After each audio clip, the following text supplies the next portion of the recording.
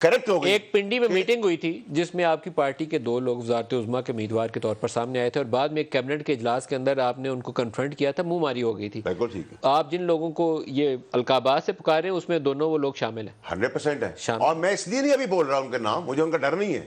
मैं उनका इसलिए बोला कि इस बार जब मैं बोलूंगा तो उन 2 खास का भी नाम लूंगा।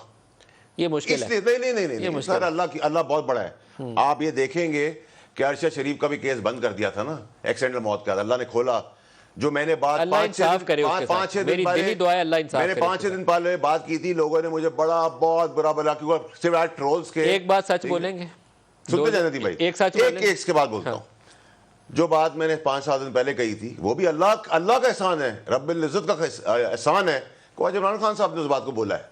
तो मैं तो बड़ा, मेरी कन्विक्शन है। जो मैं बात उस दिन नहीं कह रहा था, उस दिन तो मैं कह रहा था मुझे लग रहा है, अब मेरी कन्विक्शन है कि ये खूनी मार्च है। अल्लाह रहम करे, अल्लाह ना करे ऐसा हो। उसी तरफ जा रहे हैं। अल्लाह दो इमरान लटकाते रहेंगे जब तक उन्हें कुछ मिलता नहीं। 2 खास और 3 सांप और कुछ कीड़े।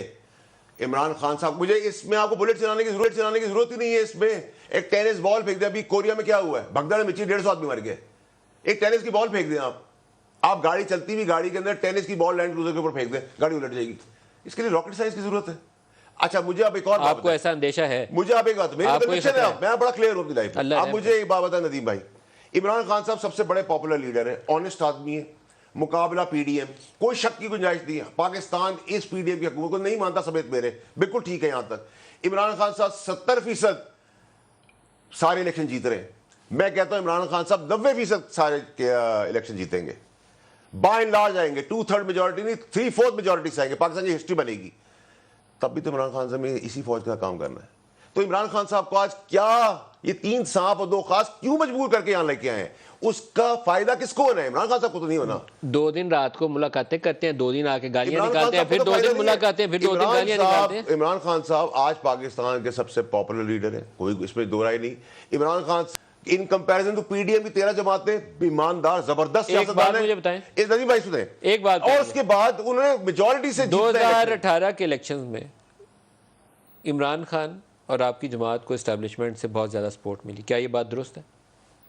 ईमानदारी से बोलना है, अगर झूठ की गुंजाइश नहीं। देखिए नदीम भाई, अगर ये बात कोई कहे कि एस्टैब्लिशमेंट का रोल नहीं था तो ये बहुत ही बड़ा झूठ होगा, बहुत बड़ा झूठ होगा। इमरान खान की हुकूमत गिरती है तो उस वक्त एक मिसट्रस्ट शुरू हुआ था DGISI के अपॉइंटमेंट से। वो अपने पीक पे जा चुका था और उसमें मेजर रोल था या अमरीकी साजिश थी? नहीं, मैं मेरे ख्याल से जो अपॉइंटमेंट से पहले ही जो 2 खास है ना, उन्होंने गेम अपनी शुरू कर दी थी। अमरीकी साजिश का रोल था। इमरान खान साहब का देखिए, वो इंसान है, वो एक ईमानदार इंसान है। डायरेक्ट जवाब चाहिए मुझे एक बात साजिश थी, मैं भूल जाऊंगा। अमरीकी साजिश थी या मिसट्रस्ट था between cheap and Imran Khan? नहीं, मैं तो देखिए इसको नदीम साहब, अमरीकी साइफर की जहाँ तक बात है तो साइफर तक तो बात सारी बात ठीक है, लेकिन साइफर के बाद की जो सारी बातें हैं उसमें मेरी कॉन्ट्रडिक्शन है। ठीक है, तो ये रजीम चेंज वाली जो कॉन्स्पिरेसी है कि अमरीकी साजिश की माँ के ऊपर यहाँ मीर जाफर ने हुकूमत दी, नदीम साहब इसको मानते हैं या झूठ? देखिए नदीम साहब, मेरी बात सुने, मैं आपको इसको बड़ा क्लैरिटी से बताऊँ। क्योंकि बदकिस्मती से हम असेंबली में थे, बदकिस्मती से ये पीडीएम भी असेंबली का हिस्सा थी। ठीक है, तो उस सिचुएशन का एक पॉलिटिकल फायदा उठाया गया। ठीक है, उस नैरेटिव का भी, उस इमरान खान ने उसका फायदा उठाया नहीं, पीडीएम ने उसका फायदा उठाया। ठीक है, और पॉलिटिकल खार होगी उसके बाद हुकूमत लेके, तो देखिए उन्होंने आगे भी जलील खारी होना है। वो तो जो भी होगा, ठीक है। नहीं, डायरेक्ट आंसर क्या बच रहे हैं? क्या ये गैर मुल्की साजिश थी कि यहाँ पर मीर जाफर और मीर सादक ने इमरान की हुकूमत गिरा दी? ये गैर मुल्की साजिश थी या ट्रस्ट डेफिसिट था और वो जो खिदमत कर रहे थे, बंदे पूरे करके पीटीआई को दे रहे थे, उन्होंने बंदे पूरे करने बंद कर दिए थे? डायरेक्ट आंसर चाहिए मुझे।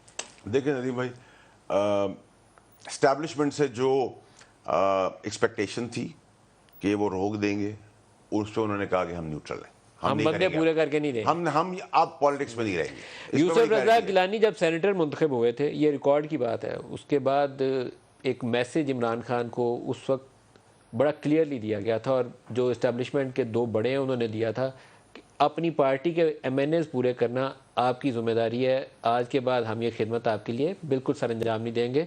इनके MNAs इनको वोट ऑफ कॉन्फिडेंस वाले दिन वोट डालने नहीं थे आ रहे और वो जहाँ से फ़ोन जाते होते हैं वहाँ से फ़ोन गए थे तो वोट डालने